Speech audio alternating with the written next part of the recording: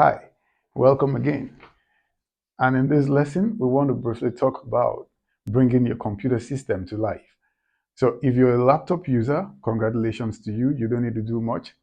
But if you're a desktop user, then you need to follow the prompts in this lesson. The first thing you need to do is make sure that your monitor is standby and your system unit is standby. You have your keyboard, you have your mouse. You want to use your speaker and maybe a UPS device which is used for power supply, then I believe that all of these equipments are set. Now let's start to connect these equipments one by one. So the first thing is making sure that you have your power cables intact.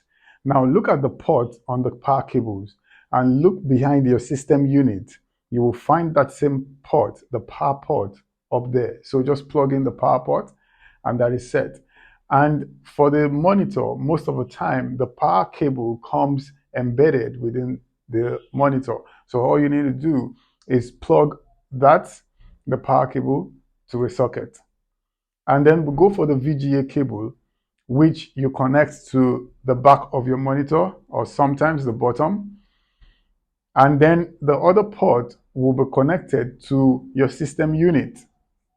After you might have done that, connect your keyboard to the keyboard port. If your keyboard comes with a USB port, then it's quite easy. But if it comes with a PS2 port, then just look behind your system unit and you will find the keyboard port and the mouse port there. So just plug them in. I believe you've connected the VGA cable. Make sure you screw it firm. And your power cable, make sure it is well plugged. And this is the way to bring your computer system to life. All you need to do is plug the power cable into a socket and then you power on your system.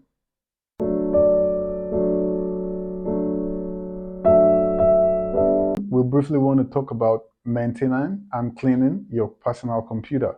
Now, the computer system components are fragile and they are immune to dust. The environment in which computer is kept, the way in which it is treated, can also affect its lifespan. Now, all electronic equipment, especially PCs, should be kept away from extreme of temperatures or dusty conditions. Regular cleaning of a PC's component and inspection of its surroundings can also help to increase the time between failures of these components. Let's talk about preventative maintenance for our computer system. Regular maintenance can increase the lifespan of any equipment. It can be time consuming, like we all know, that it could take some of your time, but you need to know that it is very ideal and it's very useful for the lifespan of the components of your computer. So, to make this maintenance easy for one to undertake, you can actually group, like you can do it daily. On the daily activity, you can check that nothing is obstructing the ventilation slot of your system, whether it's a laptop or it's a desktop. And for weekly, you can clean the exterior of the monitor and the system unit.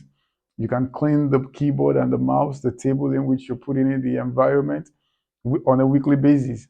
And then monthly, you can check the fans and make sure that they are running correctly. You can run hard disk checks and you can check all the cables if they are well seated and secured to the system unit or to the peripherals. Let's talk about the general cleaning. Normally, the general cleaning requires you to use cleaning fabrics. It is not all fabrics that are conducive for the computer system. Do not need to use benzene or thinners or any volatile substance to clean your PC. All you need to use is approved cleaning fabrics. Don't use solvents or synthetic clothes that dissolves. No, these are not ideal. These materials can form a coating that sets as the solvent evaporates. So never use water to clean any of the computer components. It's not ideal.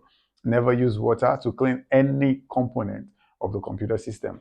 Now let's talk about the case maintenance. You do not have to carry much preventative maintenance on your PC cases, as they contain no moving or functioning parts.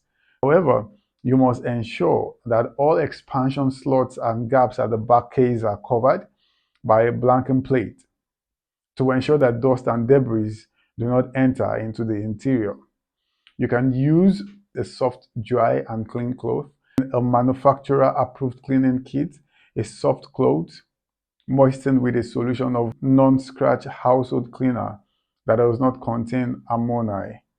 This is for case cleaning, just for case cleaning, the case of the system unit, the case of your monitor. Make sure that you've deplugged the power to prevent shock.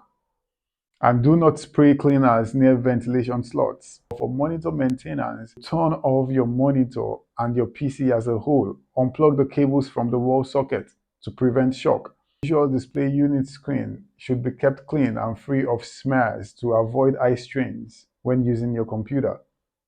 Now, dust the monitor by wiping the screen and the cabinet with a soft, clean cloth. If the screen requires more than dusting, make sure that you use an approved VGU screen cleaner.